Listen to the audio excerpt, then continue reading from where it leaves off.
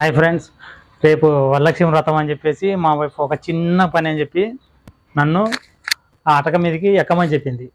ఒక చిన్న హెల్ప్ చెయ్యి అని ఎప్పటి నుంచో అడుగుతా ఉంది. అది చూసిన ప్రతిసారి నాకు పైన క్లీన్ చేయలేదు నేను ఎక్కితే నేను అడిగేదాన్ని అంటూ ఉన్నది.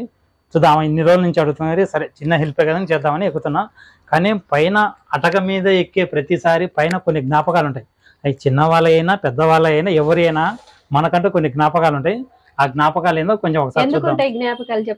ఎవరికైనా చిన్న మీరు చేసి కొన్ని కోపంతో చేసి ఇవి ఇరుకుగా ఉన్న పని పైన పడేస్తుంటారు. ఆ పైన పడేసిన దాంట్లో కొన్ని ఇంపార్టెన్స్ ఉంటాయి. ఆ ఇంపార్టెన్స్ కూడా చూద్దాం. కానీ విలువైన వస్తువులు కంటే పనికిరాని వస్తువులు కూడా ఎక్కువ ఉంటాయి. చెప్పు, కానీ విలువ ఉంటే రెండు ఉంటాయి. చూద్దాం. పనికిరాని వస్తువులు కూడా ఉంటాయి. ఏముంటాయి? ఎందుకంటే మన ఇండియన్స్ అందరూ ఏంటంటే ఇది పనికొస్తుంది, ఇది పనికొస్తుంది, ఇది పనికొస్తుంది. ఇక చినిగి బొక్కలు పడ్డ టీ షర్ట్ కూడా దాచుకుంటాం. ఎందుకు? మసిగుడ్డగా పనికొస్తుంది, దీన్ని మనకి వస్తుంది అనేది మన ఇండియన్ కల్చర్ కాన్సెప్ట్. అది ఓకే. ఇంకా మరి పైకి ఎక్కుదాము. ఏం బయట పడతాయో చూడాలి. ఓకే, నన్ను ఎక్కేది. అమ్మా, ఇప్పుడు నేను ఎవరెస్ట్ శిఖరాన్ని ఎక్కినట్టు ఎక్కుతుండాలి. అవుతుంది.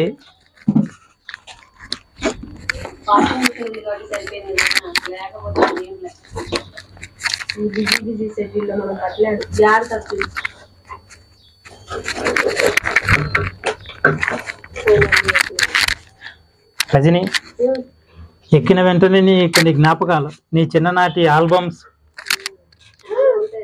ఇక్కడ మూలకు పెడతా. పనికిరాని వస్తువులు కిందేసి అక్కడే ఉండాల్సిన వస్తువులు అటక పైన సైడ్ పెట్టేసి అప్పుడప్పుడు ఇంట్లో లేడీస్ పని చేసుకుంటున్నప్పుడు నేను కూడా హెల్ప్ చేయండి. ఎందుకంటే అబ్బాయి మెయిన్ చెప్పేది ఏమంటారు? కరెక్టే. కానీ ప్రతిసారి పలికారు అనుకోండి, ప్రతిసారి అయితే పలకకండి. ఎప్పుడూ ఒక్కసారి పలకండి. వీళ్ళు ఒక్కసారి పలికినామంటే ప్రతిసారి చేయించుకుంటారు. ఇంకొకటి, నాకు చేసినామని చెప్పేసి అది నొస్తుంది, నాకు నొప్పి తీస్తుంది, కాలు నొస్తుంది, చేయి నొస్తుంది అని చెప్పేసి ఈ రకం జనరేషన్ వీళ్ళు. కాబట్టి చూసి అడిగేయండి. అవన్నీ పట్టించుకోవాలండి. ఏం కాదు ఫ్రెండ్స్. ఎందుకంటే ఒకప్పుడు అంటే హస్బెండే బయటకు వెళ్ళాలి, హస్బెండే పని చేయాలి, అతను దగ్గర శాలరీ కూడా ఇల్లు గడవాలి. ఇప్పుడు అలా లేదు కదా.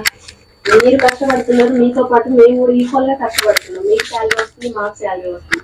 మరి శాలరీ వచ్చి మీ పనులు మేము చేసినప్పుడు మా పనులు కూడా మేము చేయాల్సిన బాధ్యత మీ పైన. హెల్ప్ బాధ్యత కాదు, కొంచెం బాధ్యత అంతే. ఇప్పుడు అందరం చేసుకోవాల్సింది. మ్యూచువల్ వర్క్ చేసుకున్నప్పుడే ఇల్లు సక్సెస్ అవుతుంది. నువ్వే చేయాలి, అమ్మాయిలే చేయాలి, అమ్మాయిలు అంతేదో మళ్ళీ బండలే చేయాలి, వంటే చేయాలి, మాకే పెట్టాలి అంటే కుదరదు. అట్లాంటప్పుడు మేము కూడా ఇంట్లోనే ఉండి బయటికి వర్క్ చేయకుండా ఆడ 8 hours చేసే వర్క్ ఏదో ఇంట్లో 8 hours చేసుకుంటే 4 hours లో వర్క్ అయిపోతే 4 hours. నాకు రజని ఒక్కసారి ఇలారా చూడండి ఫ్రెండ్స్, నేను చేసిన నా లైఫ్ లో అతిపెద్ద మిస్టేక్ పెళ్ళి. చూడండి, ఇది 20,000 అటక మీద పడింది. మన పెళ్లి ఫోటోలే కదా, ఎవరికి వీరు వాళ్ళు లేదా అటక మీద 20,000 వస్తువు. నాకు తెలిసి ఐ థింక్ నా దీని మీద ఒక 30,000 సామాన్ ఉండింటది. చూద్దాం. మర్చిపోయిన ఈ చైరు అప్పుడు 800.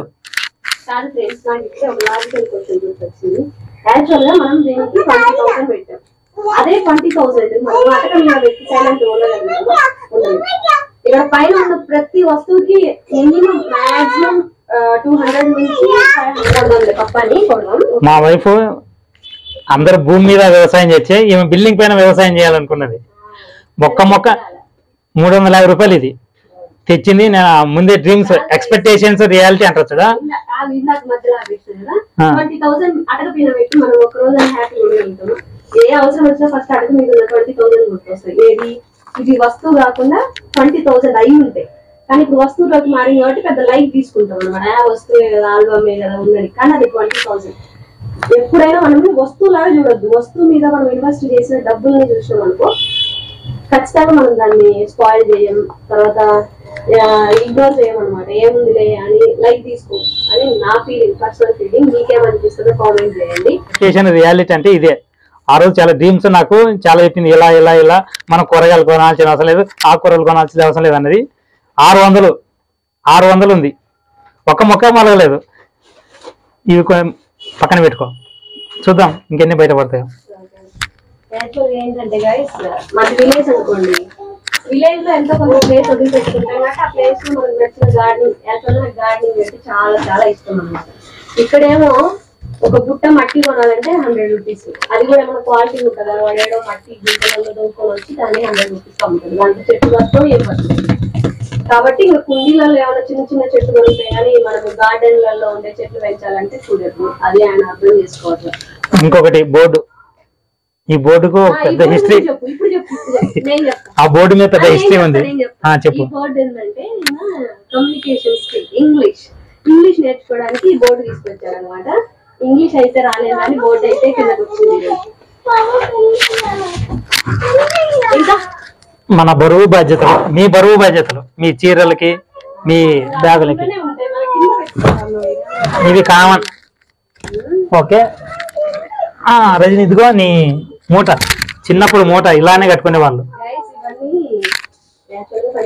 హెల్ప్ పడేస్తే ఏముంది, ఒక రోజుతో పోతాయి. అవి ఎవరికైనా పనికిరావంటే మటుకి పనికిరాని ఏం కాదు, ఇవి మనం వేసుకోలేములే అన్నవి అనమాట.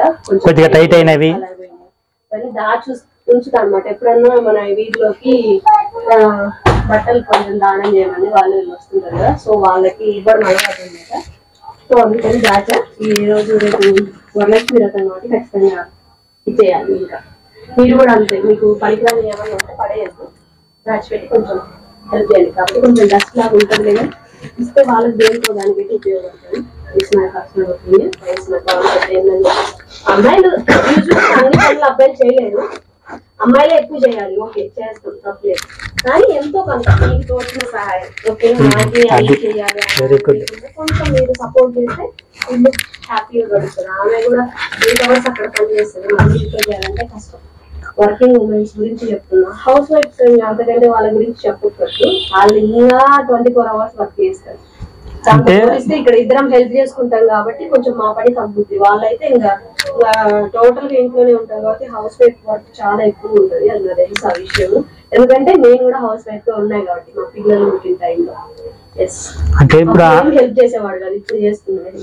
అంటే ఇప్పుడు తను చెప్పేది ఏంటంటే, ఈ బిజీ లైఫ్ లో ఇప్పుడున్న రేట్లకి ఇప్పుడున్న దానికి ప్రతిదీ ఇద్దరం చేస్తేనే సెట్ అవుతుంది. నేను నిన్న ఒక వీడియోలో చూశాను, అతనికి ఫర్ మంత్ వచ్చేసి 2 lakhs శాలరీ వస్తుందంట, కానీ ఏం మిగిలించట్లేదంట. అంటే అంత కాస్ట్ అయిపోయింది, ప్రతిదీ కూరగాయల కానించి ప్రతి వస్తువు కాస్ట్ అయిపోయింది. కాబట్టి మిడిల్ క్లాస్ వాళ్ళంతా ఒకరినొకరు జాబ్ చేసుకుంటేనే ఈ సిటీలలో బ్రతికేది, లేకుంటే చాలా కష్టం. అది తను చెప్పేది. ఎక్కడైనా అదే రేటు, కాకపోతే కొంచెం సిటీలలో ఏంటంటే మనం రెంట్ కట్టుకోవాలి. విలేజెస్ లో ఖచ్చితంగా ప్రతి ఒక్కరికి తినడానికి ఉండకపోయినా ఇల్లు అయితే ఖచ్చితంగా ఉంటుంది. ఇక్కడ సిటీలో అట్లా కాదుగా. హైదరాబాద్ లో మరీ ఘోరం. ఫస్ట్ మనం ఇల్లు పనికి వస్తుంది, అన్ని పనికి వస్తుంది, రాసుకునే కాన్సెప్ట్ మీద తగ్గించుకోవాలి. ఈ రెస్టారెంట్ ఎందుకు వస్తుంది అసలు సిటీలలో? ఫారిన్ డ్రెస్సెస్ నీట్గా ఉంటాయి, ఏం అవసరం అది ఉంటుంది.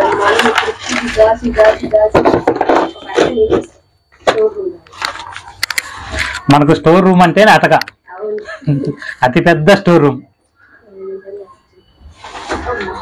దిగుతున్నా. సో ఇరగబొడిచే పని చేసినాం కదా, ఇంకంతా క్లీన్ చేసి అవి ఇవి క్లీన్ చేసుకునేసరికి ఉన్న టైం కాస్త అయిపోయింది అనమాట. సో అమ్మకు కాల్ చేసి, అమ్మ ఏమైనా చేసినావా అని వంట. సో అమ్మ మునక్కాయ కర్రీ చేసినా అని చెప్పింది. సో అమ్మ మునక్కాయ కర్రీ చేసింది. ఇక అన్నం పొయ్యి మీద పెట్టా. బాబు అలిసిపోయాడు, పని చేసి పడుకున్నాడు. సో అదనమాట ఫైనల్గా. పైన ఏం లేవు, అన్నీ అవసరం లేని అన్నీ తీసి పడేసినాం. సో ఓన్లీ అవసరం ఉండేవి మాత్రం ఉంచుకున్నాం. ఆ బట్టల మూట ఎవరికన్నా ఇచ్చేసేయాలి. So that is matter. Okay, so ఫైనల్గా క్లీన్ చేసిన తర్వాత ఇదే మ్యాటర్. సో దట్ ఈస్ ఈరోజంతా ఇదే వర్క్ చేసినాం మేము ఇద్దరం కలిసి. అన్నం ఉడుకుతుంది. అన్నం అయిన వెంటనే, సో అన్నమై అర్జున్ లేయు లే, అలసిపోయినావు కష్టపడి హెల్ప్ చేసి. చట్నీ ఎందుకు? మా అమ్మ పంపించింది కర్రీస్. ఇదో ఇది మునక్కాయ కర్రీ, ఇది పప్పు, ఇది నైట్ పప్పు అంట, నచ్చితే వేసుకో. పట్టు అర్జున్. మా అమ్మ కింద ఉండడం వల్ల మనకు అప్పుడప్పుడు భలే హెల్ప్ కదా, కర్రీస్ ఏం చేసుకోకుండా. గుర్తుపెట్టుకో, మా అమ్మకు మగపిల్లలు లేరు, ఎప్పుడైనా నువ్వే అదే వచ్చిన అల్లుళ్ళే చూసుకోవాలని మా అమ్మ వాళ్ళ కోరిక. ఏమంటావు? ఓకేనా?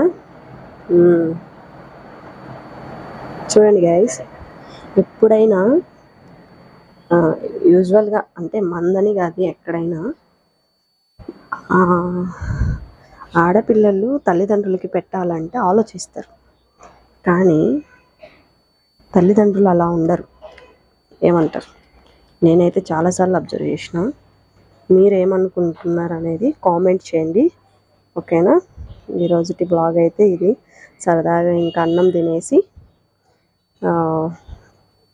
ఇంకా మిగతా వర్క్స్, రేపటికి అమ్మవారికి శారీ కొనుక్కోవాలి కదా, సో దానికోసం వెళ్ళాలనుకుంటున్నాము. ఇవి మా గార్డెన్లో చెట్లు అనమాట. ఇందాక చెట్లు అంటే ఇష్టం అని చెప్పినా కదా, సో అటక మీ నుంచి తీసిన డస్ట్ ఇది కూడా రేపు చెత్తవాడికి వస్తే పడేయాలి.